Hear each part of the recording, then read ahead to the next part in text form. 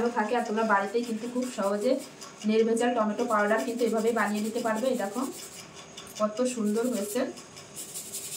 তো দেখো বন্ধুরা, এই দেখো টমেটো পাউডার কিন্তু আমার একদম রেডি, একদম নির্ভেজালভাবে এই দেখো বাড়িতেই টমেটো পাউডার কিন্তু তৈরি করে নিয়েছি। তোমরাও কিন্তু এরকম তৈরি করে সারা বছর সংরক্ষণ করে রাখতে পারবে বন্ধুরা।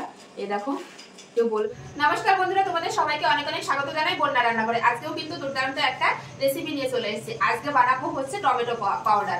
তো এই সময় কিন্তু টমেটোর দামটা খুবই কম থাকে, আর অনেক সময় কিন্তু টমেটোর দাম এমন বেড়ে যায় যে মধ্যবিত্ত পরিবারে কিন্তু টমেটো কেনাটা সম্ভব না। তার জন্য যদি যে সময় এই সময় যে দামটা কম, তার জন্য যদি আমরা পাউডার বানিয়ে রাখি দিই 1 বছর পর্যন্ত খুব ভালো থাকবে, আর কম খরচেই কিন্তু তোমরা বাড়িতে বানিয়ে নিতে পারবে।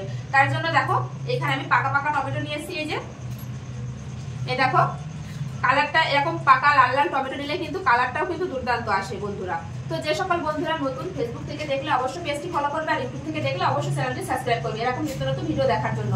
তো দেখো বন্ধুরা, এখানে আমি নিয়েছি এই যে টমেটো 1 গামলা ভর্তি। তোমরা চাইলে তোমাদের পছন্দ অনুযায়ী বাড়িয়ে কমিয়ে নিতে পারো। তো আমি এটা পাউডার বানিয়ে সারা বছর রেখে দেবো, কারণ আমাদের মতো মধ্যবিত্ত ঘরে কিন্তু টমেটো কিনতে অনেকটাই প্রবলেম হয়, কারণ টমেটোর দামটা এমন বেড়ে যায় গরমের সময়। তো দেখো এখানে আমি টমেটো নিয়েছি, টমেটোগুলো কিন্তু আগে থেকে ধুয়ে ভালো করে রেখে দিয়েছি। এখন টমেটোগুলো কিন্তু আমি পিস পিস করে ছোট ছোট করে কেটে নেব। এরকম লাল লাল টমেটো নিতে হবে বন্ধুরা, তবেই কিন্তু কালারটা খুব ভালো আসবে। এই যে তো প্রথমে টমেটোগুলো কিন্তু কেটে নিতে হবে, তার আগে কিন্তু ভালো করে ধুয়ে নিতে হবে। তো আমি ধুয়ে নিয়েছি। এই যে এই টমেটোর যে মুখের যে এই অংশটা কিন্তু অবশ্যই ফেলে দেবে। তো আমি কেটে তোমাদের দেখাচ্ছি। এই যে মাঝখান থেকে কেটে নেবে, কেটে কিন্তু এই যে এই মুখের এই অংশটা ফেলে দেবে, কারণ এটা থাকলে কিন্তু পাউডারটা বেশি দিন ভালো থাকবে না। তো এই যে মুখের অংশটা কিন্তু ফেলে দিয়েছি। এবার ছোট ছোট তোমরা টুকরো টুকরো করে কেটে নেবে। তো আমি লম্বা লম্বা ভাবে কাটছি, তোমরা যে কোনো আকারে কিন্তু কাটতে পারো, কাটাটা কোনো ব্যাপার না। তো দেখো আমি এইভাবে কেটে নিয়েছি। এই যে তো এইভাবে সব টমেটোগুলো কেটে নেবো। মুখের অংশটা কিন্তু অবশ্যই বাদ দিতে হবে, আমি আবারও বলছি, তাহলে কিন্তু টমেটো পাউডারটা অনেক দিন পর্যন্ত ভালো থাকবে। এই দেখো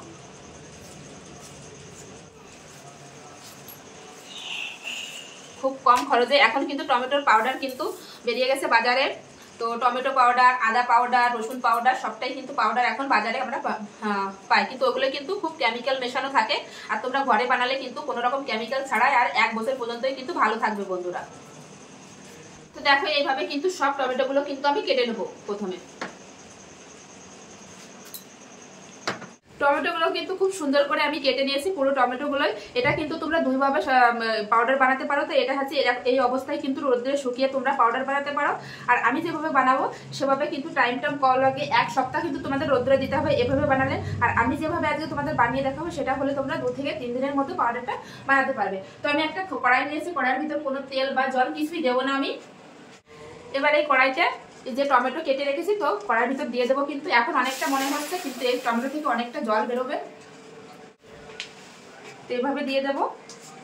তো টমেটোগুলো কিন্তু অনেকটা পরিমাণ কমে যাবে। তো এইভাবে আমি কিন্তু জাল দিয়ে আমি কিন্তু টমেটোর জলটা কিন্তু শুকিয়ে নেবো প্রথমে। তো এইভাবে বানালে কিন্তু তোমাদের টাইমও কম লাগবে আর তাড়াতাড়ি হয়ে যাবে। তো এইভাবে আমি একটু ঢাকা দিয়ে দেবো, ঢাকা দিয়ে কিন্তু জলটা একদম শুকিয়ে নেবো। তো দেখো এরকম জাল দিয়ে দিয়ে কিন্তু টমেটোর যে জলটা বেরিয়েছে জলটা কিন্তু আমি পুরোভাবে শুকিয়ে নিয়েছি।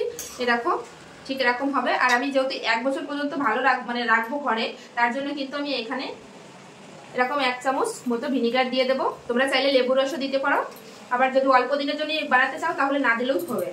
তো আমি 1 চামচ দিয়ে দিয়েছি ভিনিগার।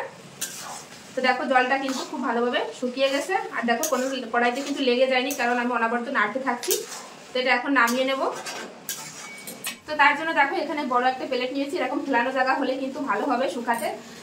তো এবার আমি গ্যাসটা বন্ধ করে দেবো, দিয়ে কিন্তু নামিয়ে নেব। তো এটা এরকম মেলে দেবো। আর প্লেটে কিন্তু আমি আগে থেকেই তেল মাখিয়ে রেখেছিলাম। তো এর সাথে আর মেন উপকরণটা হচ্ছে রোদ্দুর। তো এটা আমি রোদ্রে 2 থেকে 3 দিন এইভাবে শুকিয়ে নেব। তো 2 থেকে 3 দিন পরে ফিরে আসছে। আমি কিন্তু কোনো রকম কেমিক্যাল বা কোনো রকম রং দিইনি, যেহেতু ঘরে বানাচ্ছি। বাজার থেকে কেনা হলে কিন্তু অনেক রকম রং বা তোমার কেমিক্যাল ভাজানো থাকে। তো এটা এখন আমি রোদ্রে নিয়ে যাবো, রোদ্রে শুকাতে দেবো। তো দেখো বন্ধুরা, আমি 2 থেকে 3 দিন রোদ্রে শুকিয়ে নিয়েছি। এই দেখো শুকানোর পর ঠিক এরকম হয়েছে, আর খুব ভালোভাবে কিন্তু শুকিয়ে গেছে টমেটোগুলো। এই যে এখন একটু কালো দেখা যাচ্ছে, কিন্তু পাউডার করার পরে কিন্তু কালারটা ঠিক চলে আসবে। এই দেখো তো খুব ভালোভাবে শুকিয়ে গিয়েছে। তো এখন একটা মিক্সি জাল নিয়ে নিয়েছি, মিক্সি জালের ভিতর কিন্তু দিয়ে আমি গুঁড়ো করে নেব। এই দেখো কত সুন্দর হয়েছে। তো মিক্সি জারের ভিতর দিয়ে দিয়েছি, কিন্তু এখন আমি এটা মিক্সি করে আনবো। তো দেখো মিক্সিটা আমি খুব সুন্দর করে গুঁড়ো করে নিয়ে চলে এসেছি। আর এই দেখো কত সুন্দর হয়েছে, একদম নির্ভেজাল টমেটো পাউডার, দেখলেই তোমরা বুঝতে পারছো। তো এখন আমি এরকম একটা ছাঁকনি নিয়েছি, আটা ছাঁকনি, তো এটার মাধ্যমে কিন্তু আমি চেলে নেব। তো দোকানে তো অনেক রকম ভেজাল মেশানো থাকে, আর তোমরা বাড়িতেই কিন্তু খুব সহজে নির্ভেজাল টমেটো পাউডার কিন্তু এভাবে বানিয়ে নিতে পারবে। এই দেখো কত সুন্দর হয়েছে।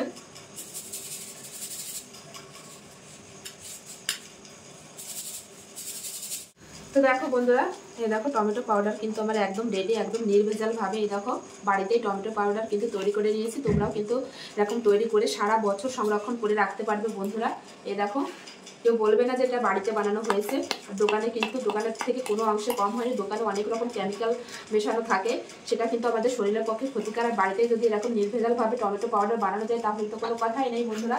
তো আজকে আমার এই টমেটো পাউডারের রেসিপিটা কেমন লাগলো অবশ্যই কমেন্টে জানাবে বন্ধুরা। ভালো লাগলে অবশ্যই লাইক কমেন্ট শেয়ার করবে, শেয়ার করে কিন্তু অন্যকে দেখার সুযোগ করে দেবে। এরকম নিত্য নতুন রেসিপি দেখতে হলে অবশ্যই বন্যা রান্নাঘর চ্যানেলটি সাবস্ক্রাইব করতে হবে। আর যারা ফেসবুক থেকে দেখছো অবশ্যই পেজটি ফলো করবে। তো চলো বন্ধুরা, ভিডিওটি এখানেই শেষ করছি, আবার দেখা হবে নতুন কোনো রেসিপির সঙ্গে। কেমন লাগলো অবশ্যই কিন্তু কমেন্ট করে জানাতে ভুলবে না। তো চলো, বাই।